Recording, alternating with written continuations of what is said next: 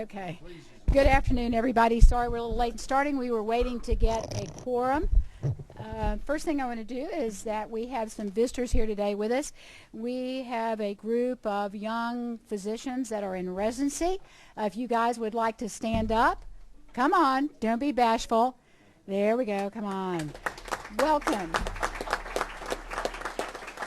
And we look forward to having them down in South Georgia, Madam Chair. that's exactly, or in the North Georgia mountains, just stay in Georgia.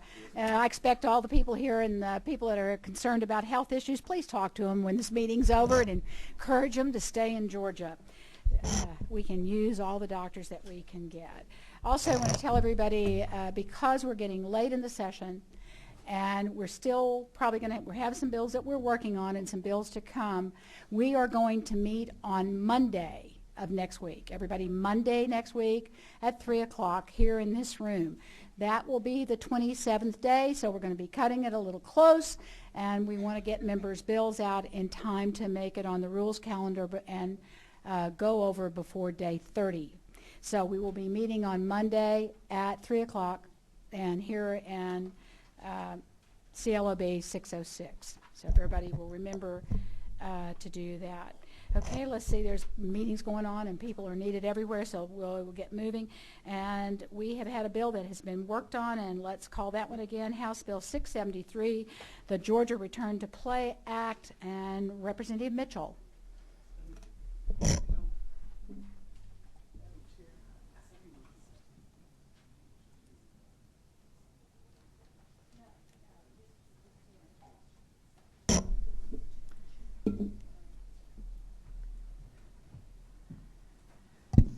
Thank you, Madam Chair and ladies and gentlemen of the committee. Once again, I bring before you House Bill 673 to be known as Georgia's Return to Play Act of 2012. Essentially what this bill does is to get information to consumers, athletes, on the nature and risks of concussions for the local school districts, and this bill is to become effective January 1st, 2013. We had some concerns as we brought it before this committee last time. We've had a lot of hands on this particular bill to get this to where it ought to be. Certainly, Georgia needs this act in that there is no current standard as to when an athlete, a student athlete who should be suspected of receiving a concussion during the act of playing, when they should be able to return. There is no information given to consumers, parents, coaches, and the like. This standardizes that, and certainly I'm willing to take any questions that the committee may have. Mitchell, let me go first. In listening to committee members last time, let's see if I can go over the changes that were made. There were concerns about requiring private entities like Little League and things like that to do all the things that are required of the schools, and we remove that. Only thing that's required now, right, is that they give information to the parents when they are signing them up about concussions and where they can get other information about it. Is that correct? That is correct. I believe the language the bill also uses is strongly urge. Right. Okay, and the strongly urge was on the part where there was some back and forth over whether you should have a baseline on cognitive ability and the tests they have for that, and it was required in the last bill, and that was taken out and just said that strongly urged that people consider it. Are those the major changes? Yes, Madam Chair. Okay. Committee members, questions? Who have I got? Representative Kidd. Yes, it's a lot more tolerable than it was. I have to agree with that, and I'm very, very much in support of the issue. On page 4, if you will, please, sir. The line 101, of course, it's a carryover from page 3. But if the way I read it, if the coach or somebody takes somebody out of the game, suspects they might have a head injury, and later on they suspect they don't have a head injury after all, they got to get written clearance to put them back in the game? In line 102, it says that it would be strongly recommended. Would they have to? The answer to that would be no, but it would be strongly recommended. Okay. Then my last question then, Mr. Mitchell, if I may, Madam Chairman. Page 4, line 134. Code section shall not create any liability or cause of action, local board of education, athletic organization or association, local school board system. But how about the coach or the trainer or the people who are on the sidelines? Betsy, that's covered under that, Yeah, it is. correct? And Betsy's for those that are visiting with us, Betsy is our committee attorney. Right, that's handled on the top of page 5 on line 137. If they're employed by the school, then they're going to be covered under that provision as an employee of the school. If they're a volunteer, they'll be covered against liability on line 141 in that paragraph 200. So either way, they should be covered. So either way, Representative Kidd, they're covered. Thank you. We got Representative Clark. Mr. Mitchell, isn't it true that 35 states have such policies and the District of Columbia, so that this would put us in line with other states in athletics and head injuries? And it contains the 3 major, most important pieces of legislation from all of the states. Thank you. Thank you for the question, Representative Clark, and it gives me an excellent opportunity to thank yourself and certainly the chair for the great wisdom and input that you provided in this bill to bring it to its present perfection. Okay, and I think it's had a lot. The answer is yes. It's had a lot of work for this committee. My great vice chair and No question about it. Representative Watkins and Representative Pack. We've started to work this bill over. Representative Maddox. We just didn't go to our vet. Did we miss something? No. On line 124 and 125, where it says that each coach and all officiating personnel complete an annual concussion, it said strongly encourage. That doesn't mean it's mandated, but strongly encourage. And number 2, where these places they get this information from. Is it going to be at the school? Is it going to be somebody else doing it? Where will they go to get this? There's a variety of sources. There's even some online information for them as well, Representative Maddox. But when it says strongly, it doesn't mandate it, then it just... That is absolutely correct. Okay. Okay. I see no further question. Representative Trokas. Madam Chair. I'm sorry. Sorry. Representative Watkins. Thank you, Madam Chairwoman. I just had one question. We had discussed back and forth the age and definition of youth athlete. I guess that's on line 43, page 2. So we're going down to 7 years old. I mean, I understand certainly they are at risk, and we've removed some of the aspect because of the cognitive testing at that age is not necessarily accurate, and that was part of the issue. But Representative Reinders had raised the issue last time about youth sports and volunteer dads and so forth. Have we removed the onus there?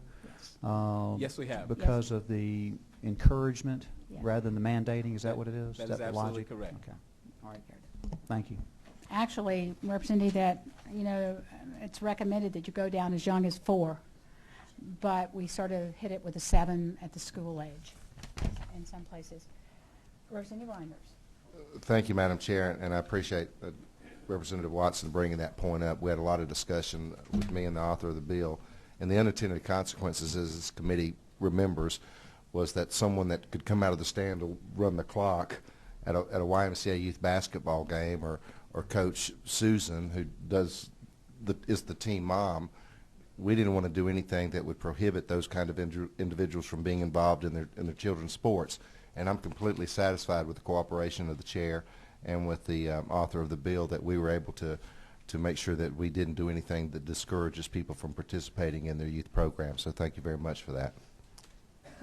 And I want to say thank you to the author of the bill for sort of letting this be a real committee bill and allowing all of us to have such great input on the bill. I think we've come out with a really great bill that we can all feel comfortable about. Well, Rep- thank you, Madam Chair, and it gives me an opportunity to thank this committee as a whole. The process did work as it was intended to long ago by our forefathers here, and I do believe we're doing some great things for the state of Georgia. Thank you. Representative Chokas. Thank you, Madam Chair. At this time, I'd like to recommend that we have a do-pass recommendation for House Bill 673 by committee substitute. We have a motion and we have a second. Do I hear any further discussion? Hearing no further discussion, everybody in favor of the passage of House Bill 673 by substitute, say aye. Aye. Anyone opposed? No. Looks like the ayes have it. Thank you very much. Thank you for everyone's input. Okay. All right.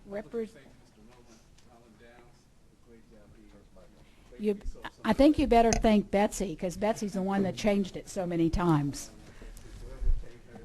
Yeah, we have the best lawyer in the whole Capitol to work with us, who never gripes and complains. So, seriously, we mean that. House Bill, let's see, are we working off House Bill 964? Representative Harden. Huh? Okay, we're walking, okay. House Bill, we're substituting, instead of place House Bill 964, we are substituting House Bill 1125, which is basically the same bill with a clearer expectation. Are there extra bills or copies of? Have we got it? Yeah, we have it. Okay. All right. Do we have extra copies if anybody needs it? Okay, and we've given out a bunch of extra copies to members of the audience.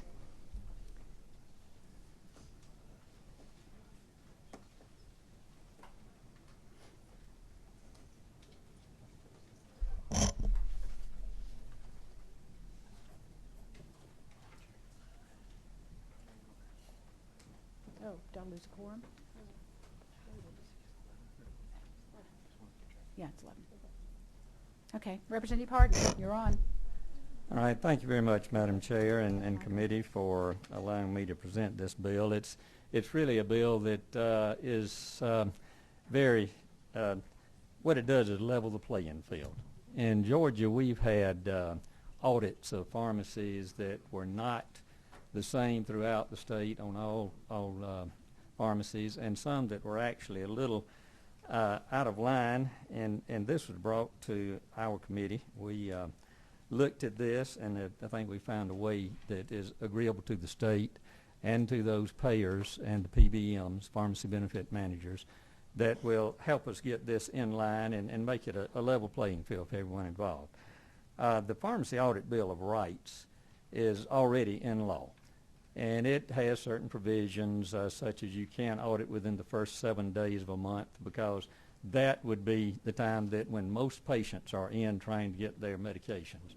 And it's very disrupting, and just really is not good for patient care to have an auditor back of the pharmacy counter when they're theirs and such numbers. So this bill does several things, and I have talked with the DCH department, and they have given me input. I've made the changes that I feel like will address their concerns.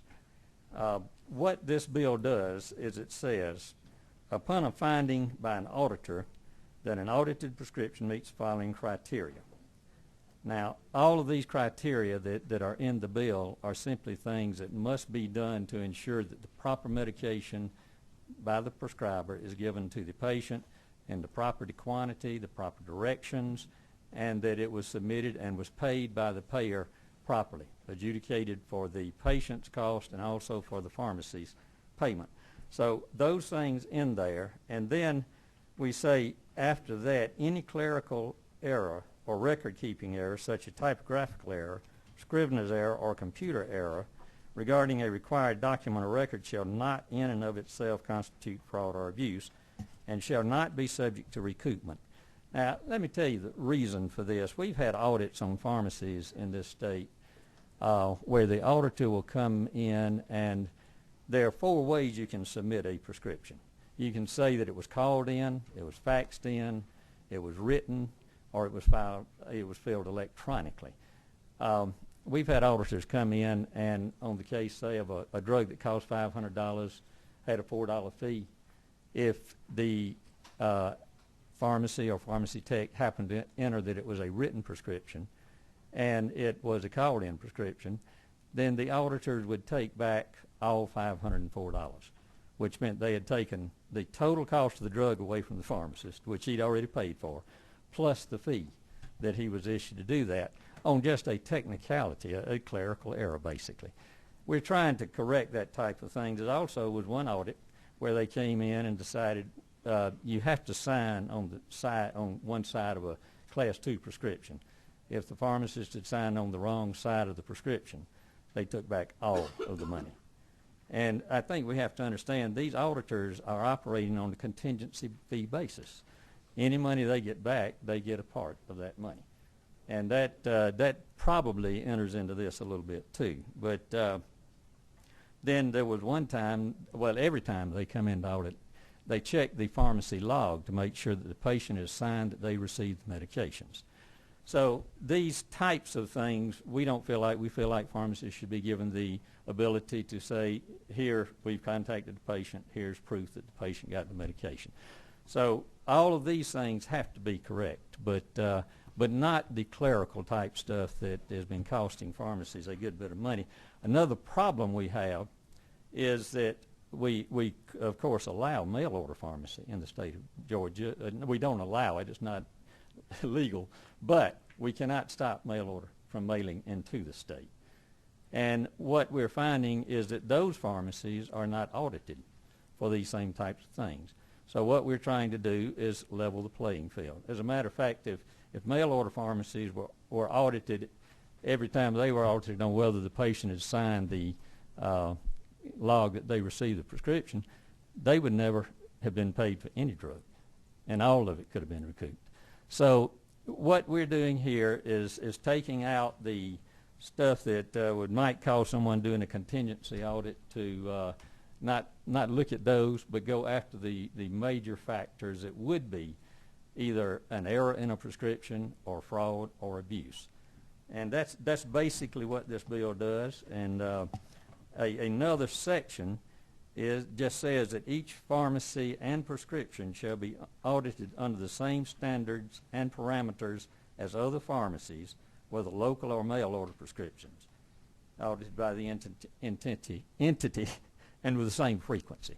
So what we're doing here, we just want a level playing field for Georgia tax-paying pharmacies who are serving their patients to have the same level playing field as people that are shipping drugs in from out of state. And then I put this in, the state shall have the right to independently audit any pharmacy or pharmacist and such pharmacy in which an insurance company or pharmacy benefits manager contracting with the state owns a 10% or greater share of said pharmacy. Such independent audit shall be for the purpose of determining if the state is receiving the full amount of contracted rebates to include all funds that pass from the drug product manufacturer or supplier to the insurance company or pharmacy benefit manager. This, again, ladies and gentlemen, is something that the state needs the ability to do. And I understand from DCH that they probably have that authority. But unfortunately, a lot of times the state is promised rebates, and they're getting the share of rebates they should. But there may be other monies that have gone to the pharmacy benefit manager because of the use of the drug product for the state, and the state's not participating in those. So all this does is says the state may independently audit rather than depending upon the audit of the pharmacy benefits manager or the insurance company. And that is what the bill says, and I'd be glad to answer any questions that the committee might have. Representative Reinders. Thank you, and thank you to my colleague on this bill. I don't really have a problem or any questions in regards to the changing from the may to the shall not, because of the way I read line 26, no such claim shall be subject to criminal penalties without proof of intent. I think that covers anyone who is trying to. Right. That was your purpose there, I guess. But and you're going to have to educate me, and I apologize in advance. On line 28, shall be audited. Now, who are those auditors? Line 28. They are auditors that are contracted by the state. As a general rule, they are auditors working for the PBMs, Okay. the pharmacy benefit managers. Where do they come from? Are they live in Georgia? Generally, I would think out of state. I think some of them may be here to speak today. But, Madam Chair, if I can continue yeah. to, I will tell you what bothers me a little bit. Mhm. I have no idea of knowing what percentage of prescriptions are done in the state of Georgia by people like you, a local pharmacist. Would you have any idea?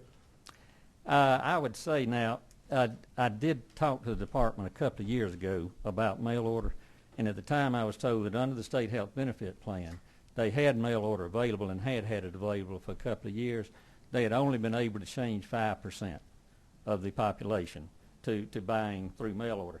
Now, we did, or there was a study done by a group called Navigant that the Pharmacy Association had this study done just recently, and it showed that 82.5% of the people would like to use a local pharmacy or an in-state pharmacy. Madam Chair, if I can continue with my logic, here's my thinking.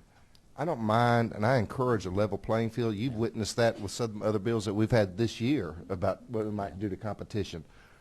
But there's a part of me that says, is it really level? I'm just using these hypothetical numbers. If 10% of prescriptions are mail order and you're getting 90% in state, then really it shouldn't be equal at the, what was the phrasing? The same frequency. There's a part of me that says, well, that should really be an 8-to-1 ratio, shouldn't it? Well, The same frequency should be if they're getting 50% of the market. Yeah. Because Yeah. if you did it based on them being able to audit at the same frequency, you've in fact could have created unintentionally a deterrent to auditing at all. Yeah, and Representative Reinders, some of the pharmacy benefit managers actually own pharmacies in state, and now they are mandating that pharmacy be used, or their out-of-state pharmacy, the mail-order pharmacy. So it's what we're trying to get at here is to ensure that everybody has an audit that is done by basically an independent agency, or at least done by the same agency with the same type of parameters and same frequency. Well, you understand my logic? If they're I only getting understand. 10% of the business, why should we be asking auditors to audit them as much as someone doing 90% of the business? Yeah, basically because that is increasing, and I think this committee has heard some testimony on specialty pharmacies now, where they're taking the really high-cost drugs and saying, oh, you can't get them anywhere except from our mail-order specialty pharmacy. So it's an attempt, before we get into a real problem with this thing, let's make it level, and let's just say, if you're doing business in the state of Georgia, you abide by the same rules and regulations. Thank you.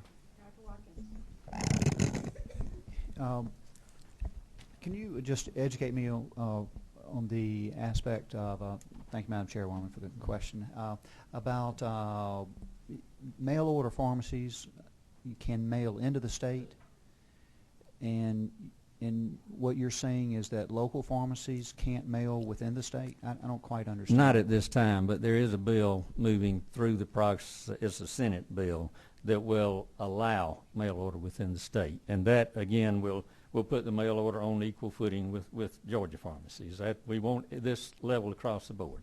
So if mail order is allowed in the state, then I think that'll complete that side of making this a level playing field. Representative Kidd. Thank you, Madam Chair. Well, a couple of questions to my colleague.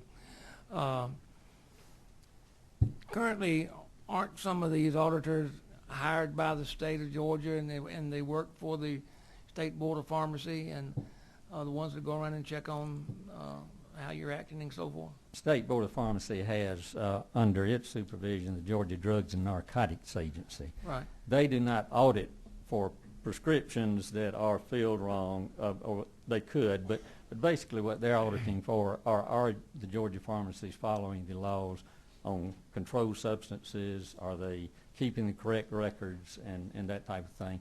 They're after fraud and abuse, or they are after those violations of law that would apply to Georgia law. But if I may, Madam Chairman, because all prescriptions filled don't fall under a benefit manager's jurisdiction, do they not? All of them don't. I think it's about 90% now. So those 10% wouldn't be audited. Under this, they're not audited anyway. So you know, that's right. They're not audited. It seems like they should be audited too. Now, the Georgia Drugs and Narcotics can look at those prescriptions. They can look at any prescription in a pharmacy. So if they desire to audit those in any pharmacy, they can do so. Okay, thank you, Madam Chairman. Okay. That's all the questions, and we have several people that want to speak on the bill. I'll start with Mr. Flynn. Okay. If you'll come forward and tell us who you're with, and I probably pronounced your name incorrectly. It's Finlayson, thank you. It's fine. Thank you, Madam Chair and members of the committee. I appreciate the opportunity to speak. And I'm Rob Finlayson. I'm the Inspector General for the Department of Community Health. Among my responsibilities are Medicaid program oversight, program integrity oversight. And I wanted to just have the opportunity and appreciate it to share. The department does have concerns, some very real concerns with this bill, in that it does create the appearance of certain limitations and prohibitions to our ability to conduct audits. Now, the overarching issue there is that, in my opinion, that does create a scenario where it could put FFP, or federal fund participation, at risk. We do have a state plan. The state plan does have to be submitted and approved. CMS does have to approve how we conduct activities. And this bill does create limitations to our ability to audit. And I understand the concerns and do appreciate Representative Hardin's communicating with the department. He did communicate with the department last week, and we have reviewed both the original bill and, starting this morning, the new bill, but still do have those very same concerns. And I can go through and articulate specifically in the areas, but generally allow me to say that I believe that, to begin with, this bill statutorily creates a subjective criteria that could be argued when you're talking about mistakes. I also think it specifically defines what can and cannot be reviewed. And I believe that puts limitations on entities, certainly like Medicaid, that audit to policy and audit to a particular entity's, pharmacy, or whoever's adherence to that policy. The second thing that it does in requiring essentially that all audits are conducted the same is it creates a scenario where Medicaid could be held captive to the audit procedures and policies of other plans that audit to those plan designs. And were there a scenario that a particular plan didn't audit in a way that Medicaid does, that could create a prohibitor to Medicaid, in essence preventing us from being able to audit. And this rolls up into a scenario that could create a situation where we have other outside entities that would come in and audit Medicaid claims and identify specific overpayments that this bill could possibly prohibit us from identifying and looking at, and then force the repayment of the federal funds, the federal share, to the federal government without the state having the ability to recover the funds from the original overpayment. The last thing I just wanted to point out to you, and this was specific to the area of the dispensing pharmacy dispensing as adjudicated. That creates a scenario where if a Medicaid claim has been through the claims adjudication engine and an error occurred for whatever reason, that claim could not be then looked at and recovered as an overpayment. Federal regulation requires the department to identify and recover overpayments, irregardless of how they occur, be it by fraud, by mistake, or by system error. And that this bill would appear to create a scenario that would prohibit us from being able to conduct those. Those are the points I wanted to bring to the committee, and I appreciate your time and will entertain any questions. questions? Okay, Representative Kidd. Thank you. I'm not sure this question falls under you, or I'll back over to the doctor there. I know currently there are several mail order drug houses in the state of Georgia that are mailing drugs to their patients inside the state of Georgia. Currently going on now. I assume they're being audited by somebody now, or would just set up a mechanism for them to be audited also, or they would be outside the audits. Would they fall into that 10% area that's not being audited? What would happen to the mail order pharmacists that are in the state of Georgia now, mailing inside the state of Georgia? Medicaid largely does not have mail order pharmacy. We do have scenarios, as you suggest, where certain pharmacy agencies do ship pharmaceuticals to Medicaid recipients. We do audit those entities. We do require positive signature proof that a recipient received that medication. We do it in several different ways. One is the option of having at shipping a signed receipt from provided through the shipper. The second is through a mailed attestation from the recipient.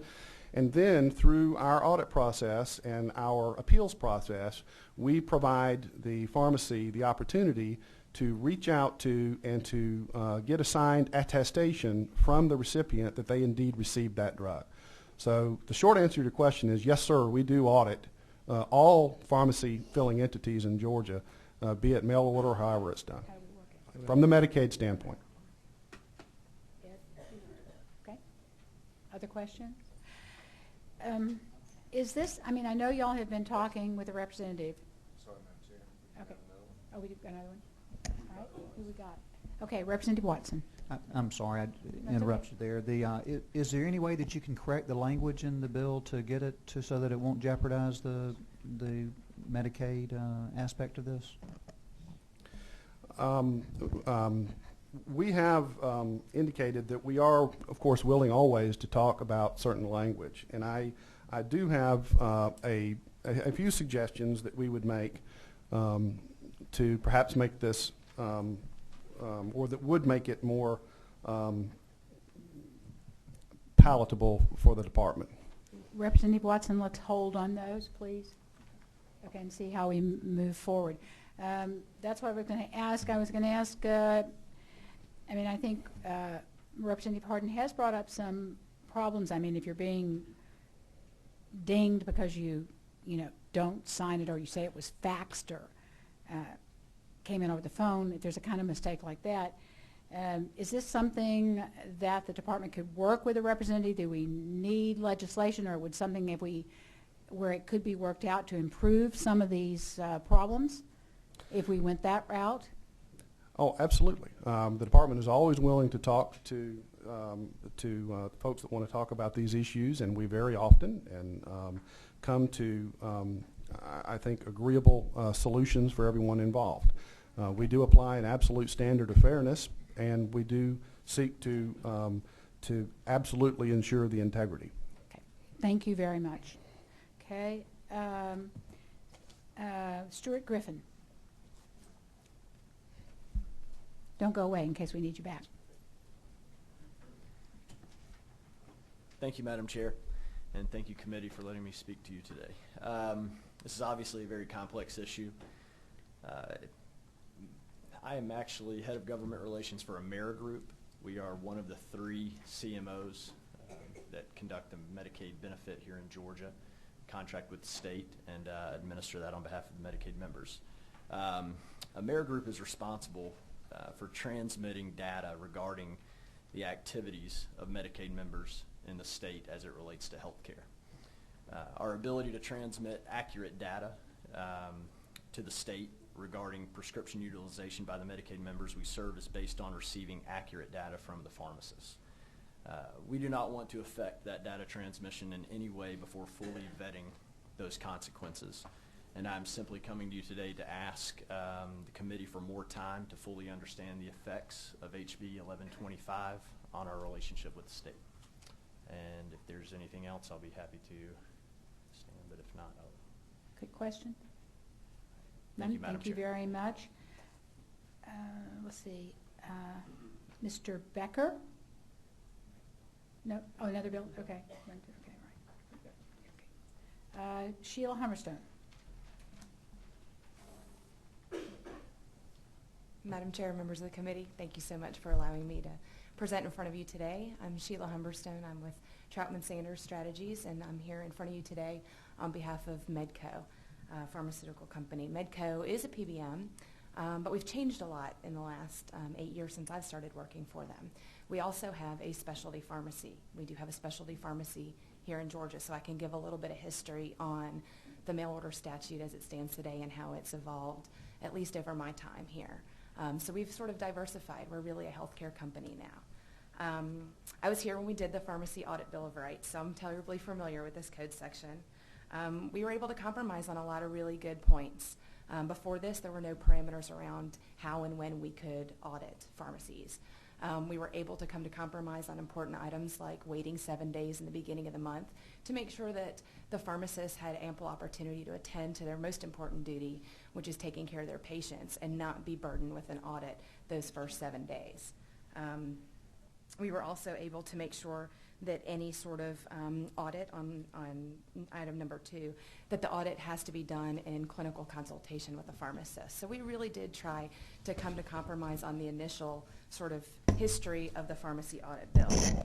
So it makes us a little bit nervous a few years later when we come back and we work so hard for compromise, when we revisit those things that really took a long time to iron out in the beginning. From a mail order perspective, there is mail order in this state as long as it typically comes from outside the state. And by and large, that happens because of the interstate commerce law.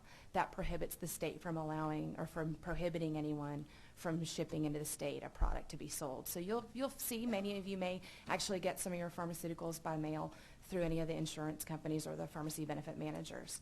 It is prohibited within the state. That's in statute 26460, item number 11. You can lose your license as a Georgia pharmacy for shipping through the mail. There are 2 exceptions to that code section. The first came about maybe 5 years ago. That was on behalf of Kaiser. They were the first ones to sort of crack the mail order prohibition. The second came about a year later, and that was to allow specialty pharmacies to do mail. Specialty pharmacies specialize in shipping medications that are not, it's in statute, that are not routinely found in your local pharmacy. They're incredibly high cost, and they're typically very fragile. And there was an acknowledgement at the time through the Pharmacy Association and other stakeholders that they don't carry these medications. This was incredibly important for some of our Medicaid recipients because that became the only way that they could get these drugs, is by getting them through the mail, because we may only have one facility in the state and it would ship to everyone within the state. So that's sort of how those 2 code sections work together, and a little bit of the history. We do have concerns about this. Certainly the recoupment issue is a big issue for our clients. We do not use contingent contracts for auditing. We do all of our audits in-house. So there's no financial incentive for us to nitpick over the audit. And in fact, most of the time, and I've talked to a lot of pharmacists in the last couple of days, most of the time if there's a period or a comma or a signature in the wrong place, assuming they just resubmit the claim, we'll actually go back and re-adjudicate that claim. But we do have concerns about the lines in the bill that do prohibit the recoupment of costs. Particularly concerning is just the question mark that my folks have, and you guys are in a better place to answer this than I, but we want to make sure that if any of the items in A through F on the substitute or on 1125, if they don't receive the prescription, if it's the quantity isn't right, are we still going to be allowed to recoup? I think that's just a drafting question that a lot of my folks have brought up of late. Finally, our concern is also lines 28 and 29, item number 6, that the prescription shall be audited under the same standards, whether local or mail order. Accredo, as the first speaker mentioned, does do work with Medicaid, And we are licensed as a pharmacy, not as a specialty pharmacy, not as a PBM-owned pharmacy. So Medicaid treats us exactly the same as they do the local Walgreens or the local independent pharmacy.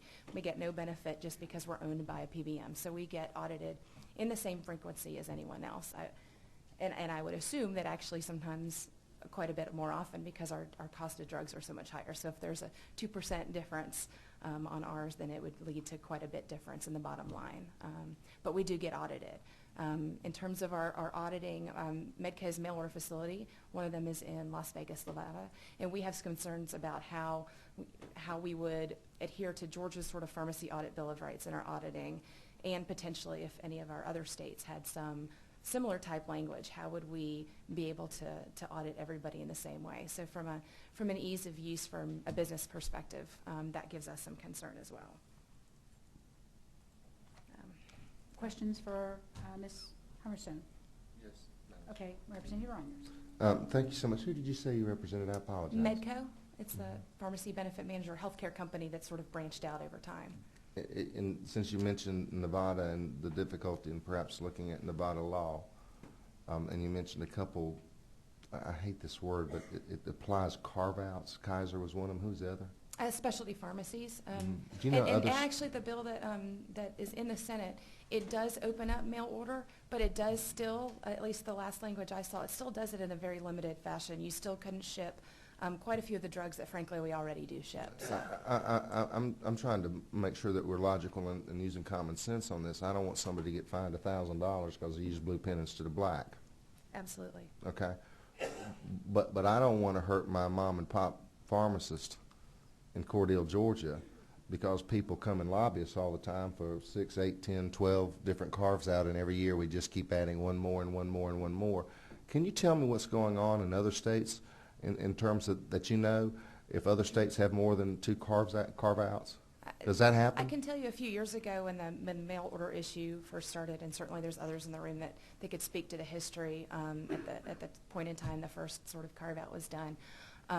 But most other states at the time, there were very few that prohibited mail in any way, shape, or form. They may put some restrictions on how and when and why it happens, but generally speaking, there hadn't been that. Would you advise us to keep our eye out for those kind of carve-outs? I think that you could get rid of 26-460-11, and it would take care of quite a few of your problems. Right. Thank you.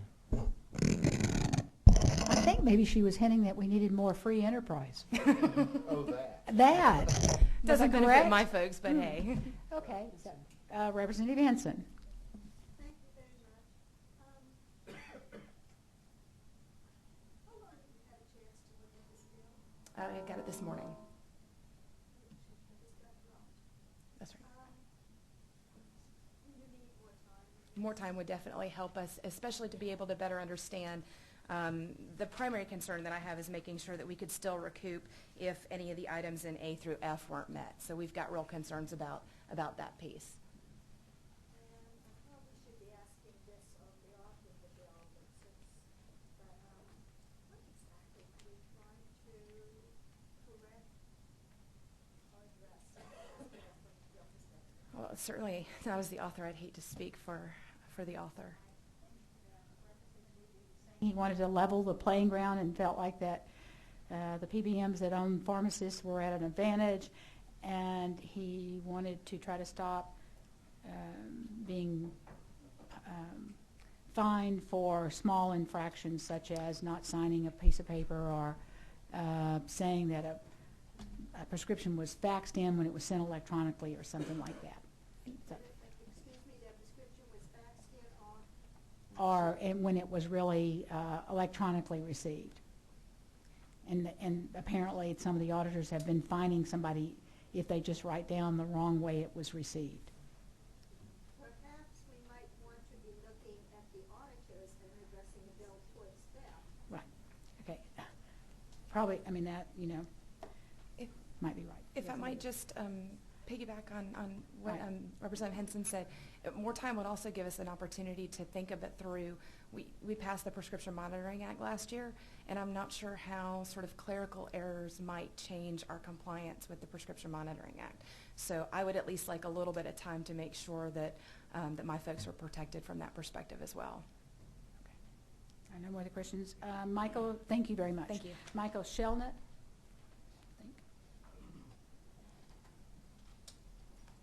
Thank you, Madam Chairwoman, members of the committee. My name is Michael Shelnut, and I work with Humana Healthcare. And I just basically want to second the comments by Ms. Humberstone. We too have some concerns about this bill, and we would ask that the committee, due to the late nature of the substitute, I've sent this to my in-house people. I still haven't had a chance to hear back to see how that addresses some of our concerns, and we would just respectfully ask the committee to slow the bill down a little bit until we can get with the author and work on it a little more. That's all. Okay. Seeing no questions, Representative Reinders. I'd like to offer a motion, Madam Chair. Okay. Yeah, I think we're at that time. There's no more questions. And Well, if I could before, I'd like to at least get the author of the bill, I think in the interest of fairness, to let him address if you think it's appropriate, some of the concerns others have made. Be glad Thank you, to. Representative Reinders and Madam Chair. I would like to respond basically, and I believe that the auditor for the state that spoke would find that the state is exempted from this audit bill in its entirety, and that was done on the first writing. Now, not this bill, but the original bill gives the state exemption from anything in the state in the bill. Am I correct on that? I believe it is specific to fraud, but not to the state's ability to audit the program. Right, and it seems to me that the point at which you were concerned about the recoupment for the state, it was if the pharmacy was paid differently and or something that, and this last item F says amount paid is the same as adjudicated by to the dispensing pharmacy by the electronic transmission or other payer's agent. If it's adjudicated incorrectly see, a pharmacy does not set any prices. Actually, the payer, the PBM, sets the prices. So if the price is wrong or overcharged, then that would be the PBM's responsibility and not the pharmacist, because the PBM is the one that sets the prices, or the state sets the prices. Pharmacies have no ability to set any prices on these prescriptions that you would be auditing. Is that correct? With respect, Representative, I believe. Stan, I mean, we can't hear you. With respect, I believe that's an oversimplification of the point I'm raising, is that there's a great deal more than pricing that's involved in the adjudication of a pharmacy claim that's being paid. And the concern is that were a mistake to be made, were there a system error, were there some other issue, that this limits our ability to go back and correct that because it had been adjudicated. Actually, it doesn't. If you would notice the items that have been mentioned, every one of them has to deal with the prescription must be filled correctly, and it must be charged correctly and paid correctly by the payer. And I don't see where that limits you in any sense. And you'll have to help me understand. You said I didn't understand. Representative Harden, and I don't want you to debate the bill. All right. Right here. I won't debate the bill then, but it's I think the issues raised were not actual issues, because these are covered in the original bill, which exempts the state auditors from any provision of this bill. And so therefore I would say that. The other thing I'd like to add is, yes, we did, Representative Reinders, make some exceptions to Kaiser, basically. Kaiser is an in-state entity, and they were mail ordering from Arizona.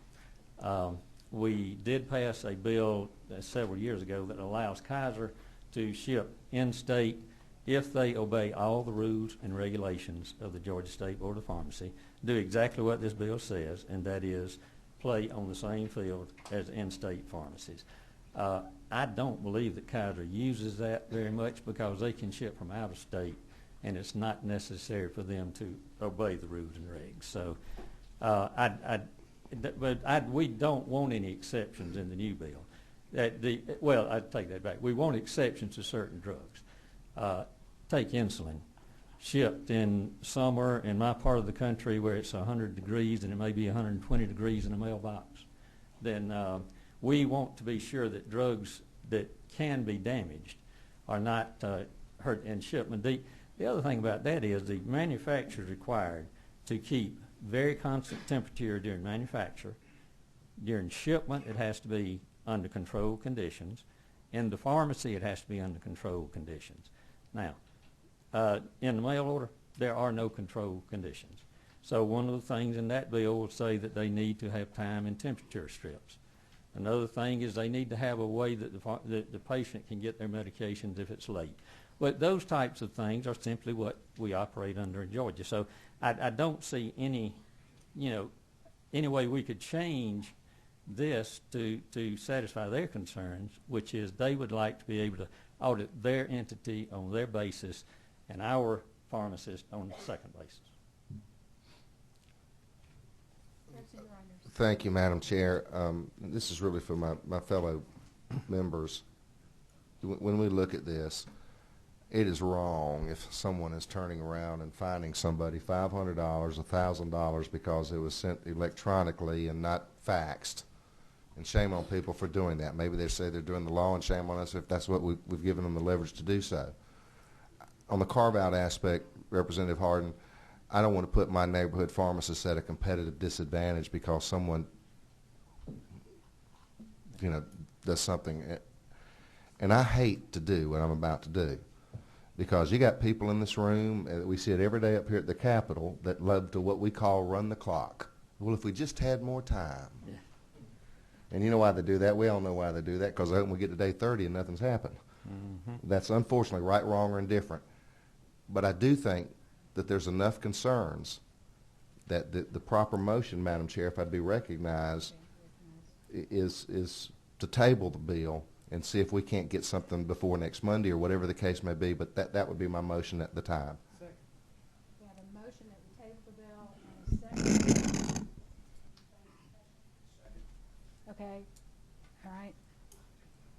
Representative Kidd.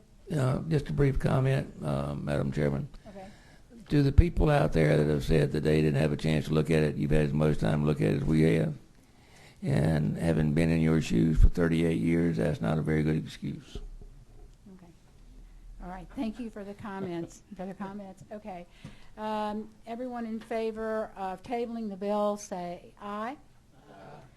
Aye. Everyone opposed to tabling House Bill 1125, no. Okay, I think the ayes have it. The bill is tabled.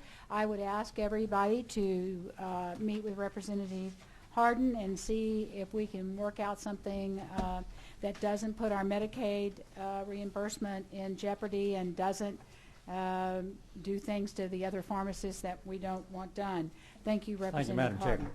Okay, I'm going to have to turn the meeting over to my able vice chair. I have to go to another meeting, and on the next bill, it was up for a vote, but Representative Neal has asked that this be a hearing since people have brought him some concerns. So Representative Neal, I will turn it over to you, and I will give you the same instructions if we will be meeting again on Monday, and if the people that have concerns about your bill would get with you before then and see if you could work something out before then. Thank you.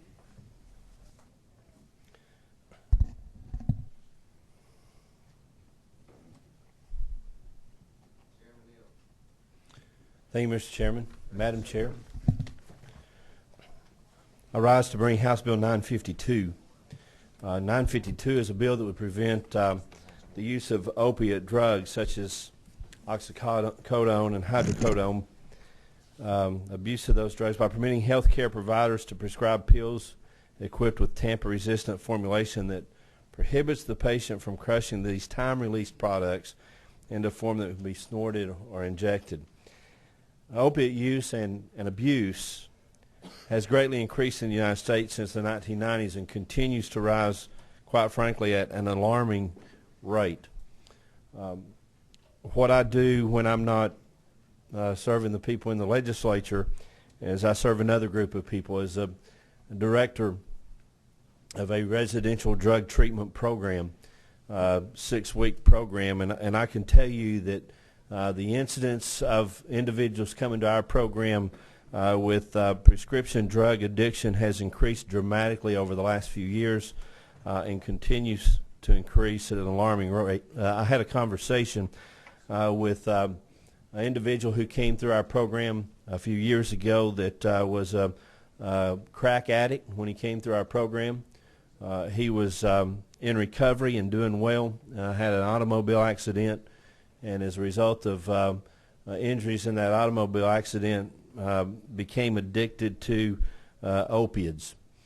And he told me quite frankly in a conversation that that it was much easier for him to acquire opiates than it was crack. No question about it. That the availability was alarming, and certainly we have a almost epidemic of abuse of prescription meds, and there's no question the benefits of these products in treating and managing pain are widely recognized, but the potential for misuse and abuse has long been a concern of manufacturers and state and federal law enforcement, healthcare providers, and legislators. And this bill offers a weapon to aid in the battle against abuse and addiction often associated with these drugs. This bill leaves the final, and I think this is a very important part of what this bill does. It leaves the final decision-making authority with the professionals that are best suited to assess the risk of drug abuse, and that is the healthcare provider for the patient. It authorizes but does not require for healthcare providers to prescribe opiate drugs incorporating tamper-resistant technology by writing the words TRF necessary on a prescription or by checking a box on a prescription pad that designates the necessity of TRF brand. This prevents or ensures that the pharmacist prescribing would not substitute with a drug that does not fulfill the desires and the wishes of the healthcare provider, that this patient be prescribed a drug that is tamper resistant. This bill will promote new technology. Pharmaceutical manufacturers have invested enormous amounts of research and development resources in creating these technologies that help deter the inappropriate use of opioid medications and testing those products against other opioid formulations. If we approve this bill, we will be encouraging manufacturers to develop those products with tamper-resistant technologies and protect physician prescribing decisions with respect to those tamper-resistant products. The bill also ensures state oversight in the process by requiring the Georgia Board of Pharmacy to publish a list of drugs that incorporate the tamper-resistant technologies, and there will be a list based on submission of information by the individual manufacturer showing that their drug incorporates a tamper-resistant technology and has been approved by the U.S. FDA pursuant to an application that includes at least one human tampering or abuse potential study or a laboratory study comparing the tamper or abuse-resistant properties of the drugs to one or more opiate drug. And just quickly to run through the bill to show you where those things are. Section 1 is definitions, defining an opiate drug, defining the tamper-resistant technology, and what constitutes an opiate-resistant technology. Section 2 adds the designation of certain opiate products as opiate drugs incorporating tamper-resistant technology. And then Section 3 gets to where the heart of the bill. In Section 3, beginning in line 53, requires a pharmacist dispensing an opiate analgesic drug to incorporate tamper-resistant technology by either writing TRF necessary in the body of the prescription or by checking a box on the prescription that designates tamper-resistant formula required. Line 58 is where we see the State Board of Pharmacy creating the list of opiate drugs and identifying those that are tamper-resistant. I'd be happy to answer any questions about the bill, Mr. Chairman. I appreciate the opportunity to come and bring this bill before the committee. Thank you, Chairman Neal. Representative Harden. Yeah, thank you, Chairman Neal, and I know your heart for this problem and how you've worked with the drug courts, and I know that this is a sincere attempt to get at the problem. However, first of all, I think the bill is unnecessary, and I don't mean that in a bad way, but current law mandates that if a physician writes Opana ER, which is the product we're talking here, and puts brand necessary, or writes any product by brand name and writes brand necessary, the pharmacist cannot substitute. So current law gives that provision to Dr. Watson and every other doctor in the state. And for that reason, I really think the bill is not necessary, and it has several things in it that I think we should look at. Number one is on line 46, Class 2 prescriptions. It says when the prescription is electronic, then the words brand necessary are not required to be in a practitioner's own handwriting. You cannot electronically transfer a Class 2 prescription by law. That's federal law. So that we would need to remove that. As I said, don't think. Yeah. Mm-hmm. In all due respect, yeah. Representative Hardin, that's current law. That's not a part of my proposal. Yeah. It's a current law on controlled substances. Yes, that's current law. But I mean, you see, you have a dangerous drug law, and then you have a controlled substances law. This is controlled substances. Is that in the controlled substances law? No, the controlled substances law is in Title 16, the criminal code, but Yeah. this provision is already in current law, and if federal law requires that you can't do that for controlled substances, then obviously the federal law would trump Yeah. this provision with respect to those. But Yeah. So it would, but I'd like to see where if the electronic transmission is in the controlled substances law in Georgia either, because if so, we are in conflict with federal law and probably need to look at that. Another thing that bothers me here is this is a Class 2 drug, which means it must be written. The doctor writes brand necessary on it. Let me give you just a little scenario of how this might work. The patient goes to the pharmacy to have the prescription filled. Since it's brand necessary, it's got to be dispensed as a brand. And on this particular drug, the people that want this first one on, Opana, I looked, the cost on that drug is approximately $600 per 100. The cost on a generic oxycodone, which would be what most of our physicians are using now, $6.17 a 100. So I have a real problem with what this might do to Medicaid, first of all, where the patient's not involved. But where the patient's paying a copay on state health benefit plan, that copay could go up as much as $100 to $300 for this drug. Now, I have talked with the manufacturers, and they have assured me that they'll have coupons and other things to help deter some of that. But the problem is when the patient gets to the pharmacy and it cannot be filled or they can't have it filled because it costs too much, the copay is too much, the pharmacist can't call the doctor and change it.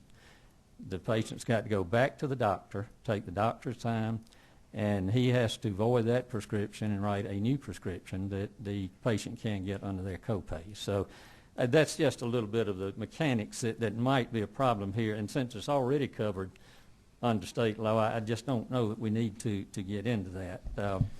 Another thing that bothers me. If I could respond. Excuse me. Okay. Thank you. If we want to, whether it's Representative Hardin or anybody else, if you want to make a point, let's give the gentleman a chance to respond if necessary. And I'm asking you to keep it brief because we have several speakers. Thank you. It's my understanding that the average copay in Georgia among commercial plans for TRF products is approximately $35 a month for that copay. And to the points that you're making, if this bill is unnecessary because doctors can already do this, then you're bringing up a lot of concerns about something that doctors can already do, and I'm wondering why. Okay, it's and an interesting approach that you're taking. I agree. Maybe I should have saved that to last, but I'll just ask a question now, and that's on line 62, I believe you said that the bill said that the Board of Pharmacy would decide which drugs were on the analgesic list, and that is correct on line 58. However, if we look on line 62, have we tied the Board of Pharmacy's hands by saying that drugs incorporating tamper-resistant technology must be based solely upon evidence submitted by the drug manufacturer? In other words, the Board of Pharmacy will not have the ability to go outside of the drug manufacturer's write-ups basically to find that. Is that correct?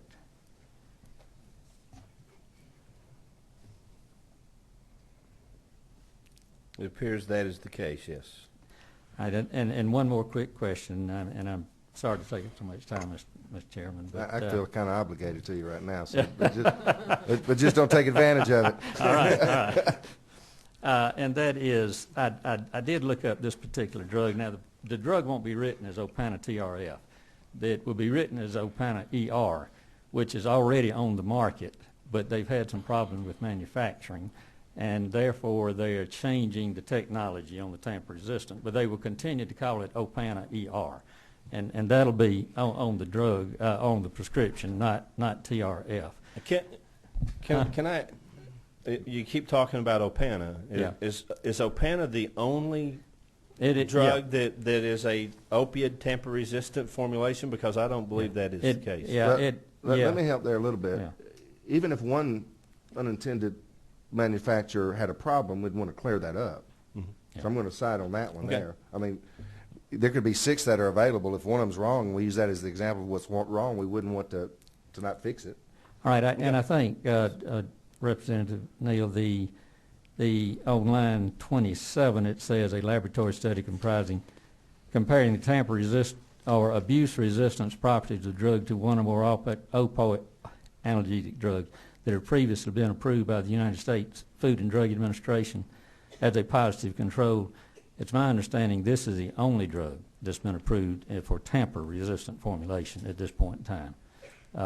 And so this would be the standard. They're setting a standard. Their drug is a standard. And that's why I was referring to Opana. Right. But what I was going to say about the Opana ER is that in their boxed warning, it does say that, of course, patients may not consume alcoholic beverages because this could result in death. And I'm concerned about the street drug traffic that we know all of these drugs get in. And those people also have access to alcohol and probably don't have access to the knowledge that it's going to kill them if they do both. And that concerned me a little bit. And the final concern there is, although these are tamper-resistant, they are not totally crush-proof. And their warning does say that if you crushed or inhaled, the immediate release of this product could result in death. So And with all due respect, every prescription that I've ever taken has some warnings that would cause me to be terrified to take that, just to be honest with you. Yeah. We're talking about trying to get at street drugs now, I think, because the law does give the doctor the ability now to write brand necessary. All right. We've lit up the board. I appreciate it. We've lit up the board, and we're going to go down the list here. Representative Kidd, thank you for staying with us. Thank you, Mr. Chairman. I'm in support of the bill with one minor change, because obviously nothing's wrong with taking a piece of legislation, making a couple of amendments to make it better rather than hold it if we can. Obviously, I'm addicted to these drugs myself, and I have been for the last 12 years, unfortunately, but I am. And there are a number of drugs that also are analgesic, so I don't think it'd be any problem with removing the word analgesic in the 7 places that it appears in this, and at the proper time I'd like to offer an amendment to do that. But also to address one of the questions that Dr. Harden had was, obviously lines 42 through 52 are already in current law.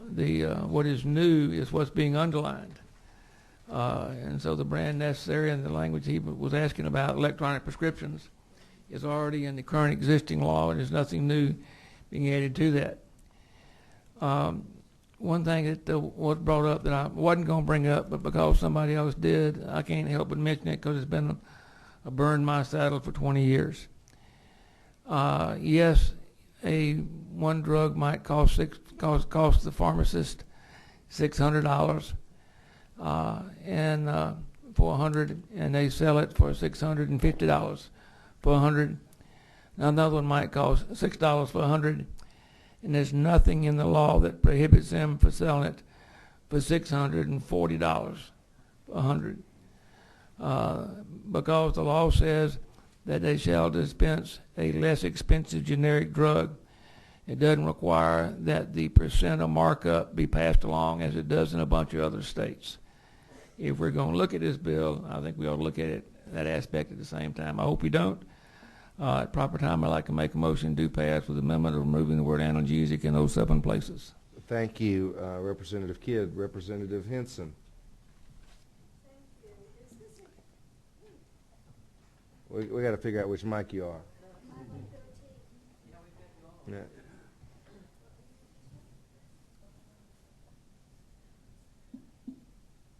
Usually I'm loud enough. I'm trying. Okay, that works now. Perfect. Is this a hearing only today? I thought I heard the chairwoman say.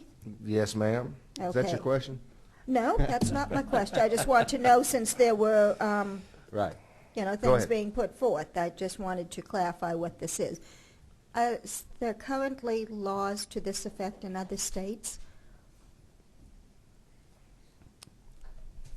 I don't know the answer to that. I'm not sure what other states are doing with tamper-resistant. Okay. Since we'd be changing the formulary somewhat by making it tamper-resistant, does it change the formulary, making it tamper-resistant and a different drug?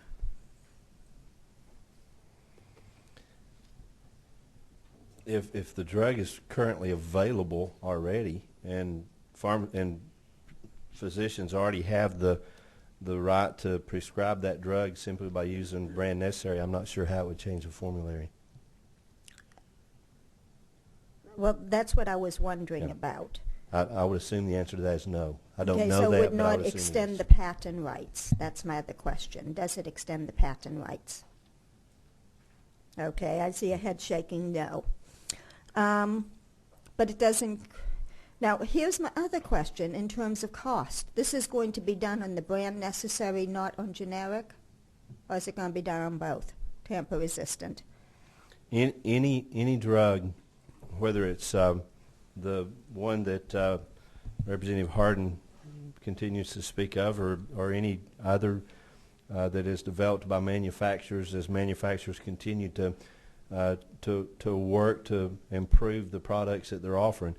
Any of those drugs that match the requirements that are spelled out in the definitions beginning on line 20 will be able to be used as a tamper-resistant, and the physician will have that opportunity to mandate those tamper-resistance for their patients. I guess one of my big questions, again, will go back to the cost factor. You talked about this having a $35 a month copay, potentially.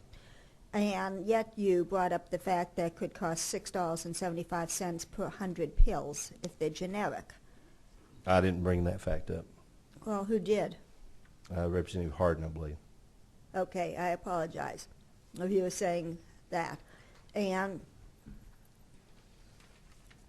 why would we be wanting patients to be paying $35 or more a month for copays instead of the $6.75, which is the cost? Plus, it would be costing the state more. That's a very fair question, and this is something that we're not mandating at all. We're not requiring the physicians do this, but when physicians have a patient who they believe, when the health care provider has a patient that they believe is a risk, or if they have a family member that they believe to be a risk, they have the opportunity to choose at that point, hopefully in consultation with the patient, to offer this tamper-resistant drug for that family or for that individual based on that specific need.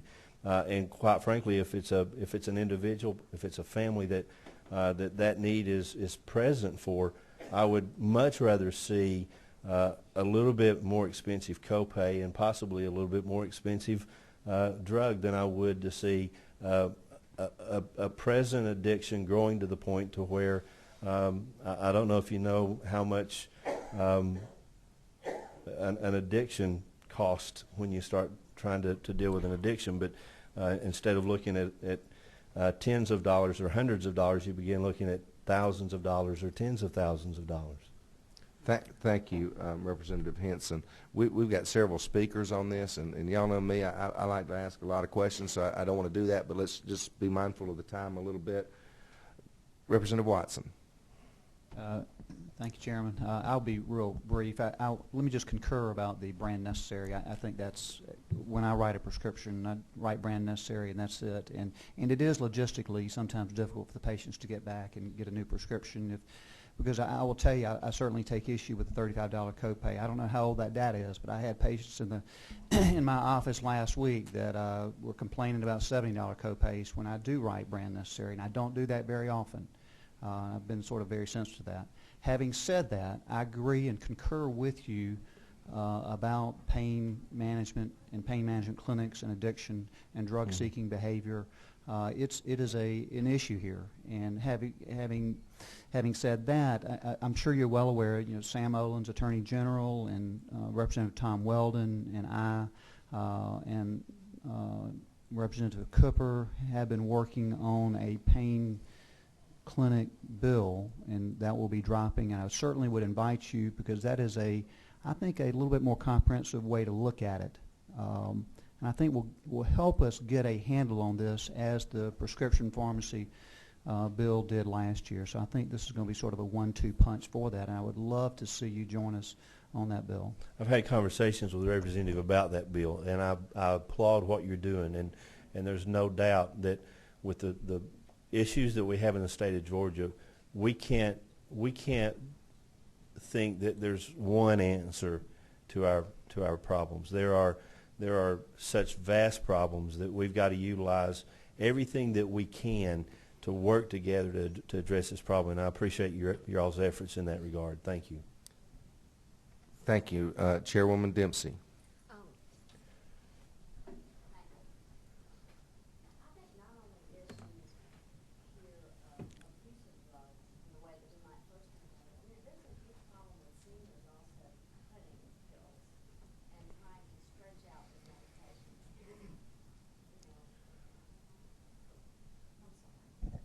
Is that better? Okay, yeah, sorry. So a huge problem with seniors trying to stretch out their medications and just inappropriate self-dosing. This summer I did tour a pharmaceutical industry, and I believe that this is somewhat cutting edge, actually. It is a great opportunity to help physicians and to help those who do have various problems with taking medications. But I hope that there's some experts here from the pharmacy industry that are going to talk to us about it, or at a future hearing that might, because I think a lot of the questions that are coming up today could be answered by that. Not that you're not excellent at what you're doing. I don't mean that. I don't claim to be an expert in this. All right. Thank you, Chairwoman Dempsey. And Representative Kidd, you want another bite of the apple? Okay. Thank you so much. We've got, thank you for the presentation. Thank you, Mr. Chairman. I Stay appreciate close. it. We've got a couple people want to speak on the bill. Jay Morgan. We're going to ask everybody to kind of keep it brief for us. How are you? Thank you, Mr. Chairman. Members of the committee, I promise I'll be very brief. My name is Jay Morgan. I'm representing the Generic Pharmaceutical Association here this afternoon. I thank you for this time. First of all, I want to commend the author for his work in this whole area. Over his entire career in the legislature, he is truly a leader on this issue, and it pains me to be here opposing this bill this afternoon for that reason, if no other. There are some things that I want to point out quickly about the bill, and I'll try not to be repetitive from some of the other comments that have been made. This bill goes above and beyond the current FDA substitution practice and could be a financial burden to patients, since it would in fact drive patients away from generic medications and force them to take the more expensive brand medication. The cost would be higher for insurance plans, and I also might add it would be higher for the state of Georgia in terms of the folks that are covered under the Medicaid program. There is no empirical data that we're aware of that indicates that Tampa-resistant formulations actually deter abuse. Unfortunately, addicts and abusers can easily find the means to circumvent this technology. Furthermore, the FDA has not made a determination that TRF products are any safer to a patient than an equivalent non-TRF drug. Tamper-resistant technology is intended to prevent the medication from being crushed, dissolved, chewed, or cut, but this does not prevent a potential overdose due to ingestion of a larger amount of this medication than is actually prescribed. Patient access to their prescribed medicine could be needlessly delayed while a pharmacist attempts to contact a physician to seek consent to substituting an FDA-determined equivalent medicine. So far, members of the committee, there was a question earlier, I believe, about some other states. So far this year, as far as we know, this legislation has been introduced in 10 states as part of a strategy, unfortunately, by some folks to protect market share from generic competition, and I'm pleased to report to you that none of those have passed. Such language was stripped from bill in a couple of states due to concern that it was in violation of the FDA and was too expensive to be covered by Medicaid. Mr. Chairman, I thank you very much for this opportunity to be before you this afternoon. Thank you, Mr. Morgan. Mr. Becker, good afternoon.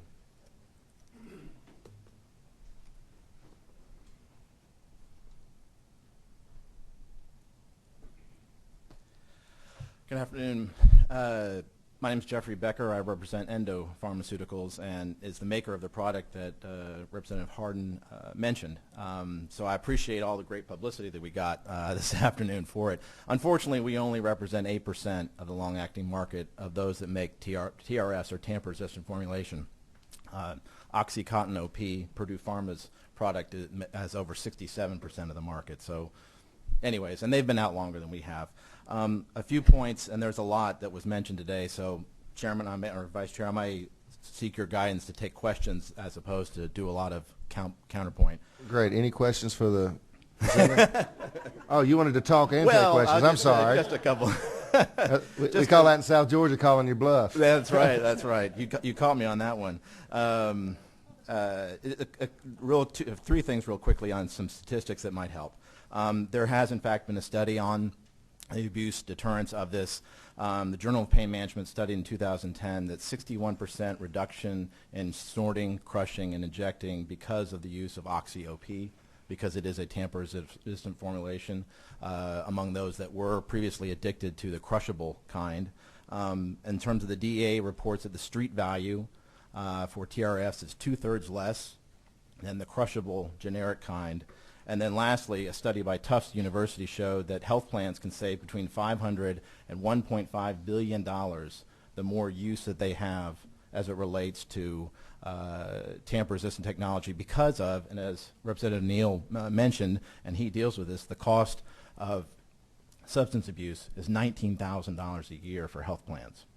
So compare that to the cost of a medication is a substantially different outcome. So for that, I'll go ahead and... Wow, I'm impressed. Any questions from members of the committee? Yes. Any other questions from members of the committee? Yeah. I'm going to let you go last. Oh, okay.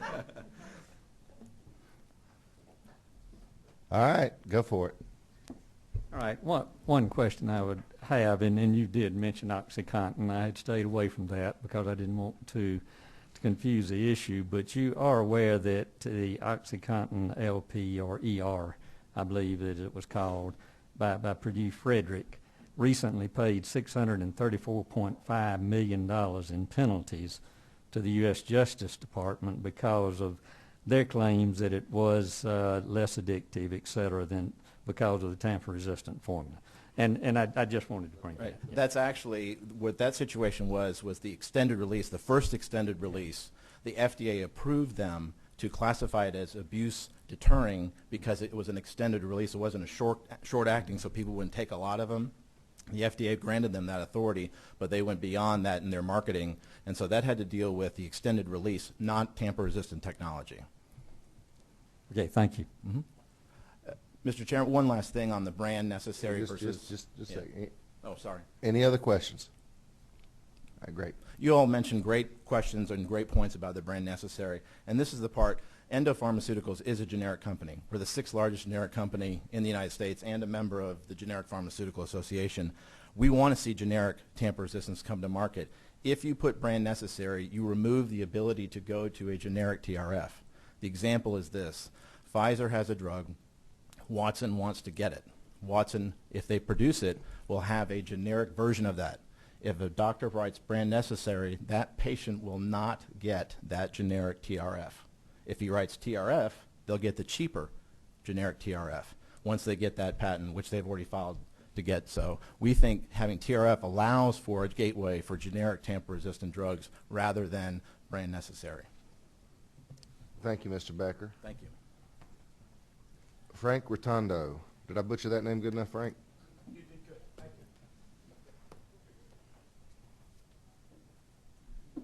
I'm going to probably be a brief speaker. The tamper-resistant technology is something that I looked at as per Representative Neal's first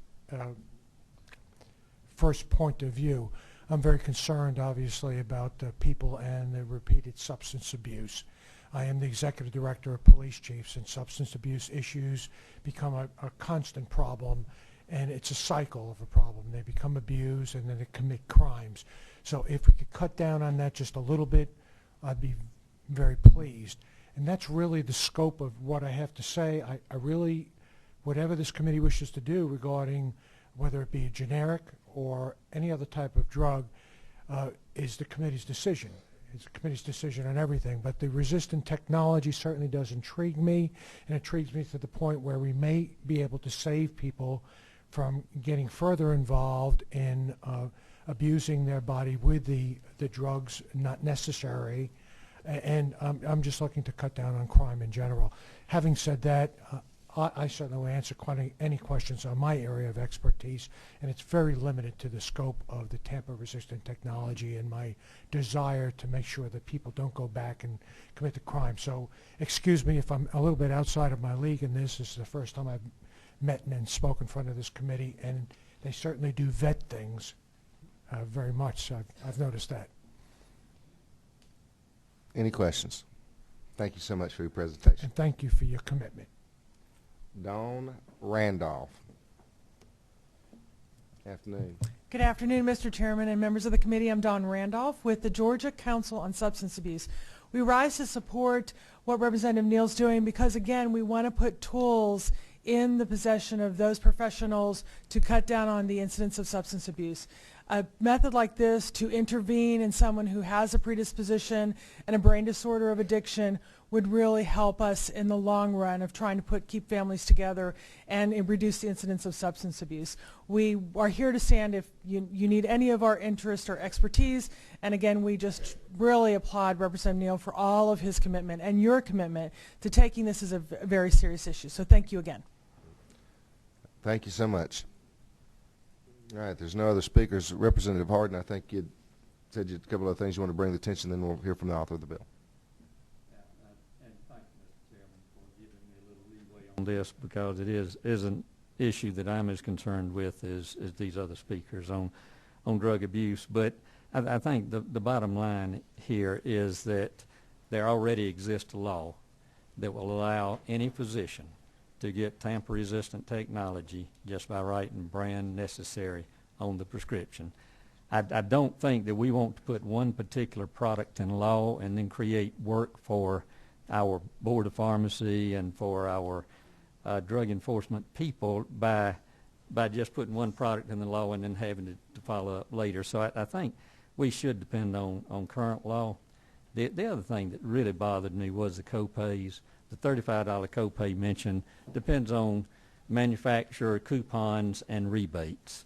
And unfortunately, that's at the discretion of the manufacturer and not, the state has no choice in that. So I would, just say that since it's in current law, let's let the current law work.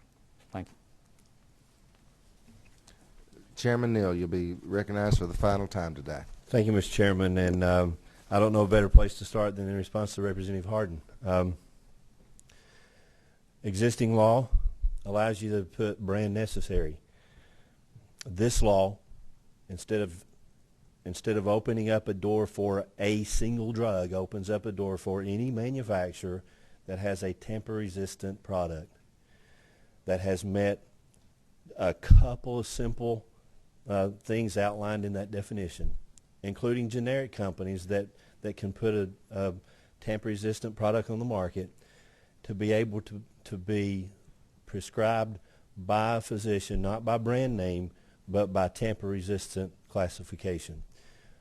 This will open up, through the pharmaceutical manufacturers, more of these products being available on the market, more competition. We've heard this afternoon that there is not just one tamper-resistant drug that's out there.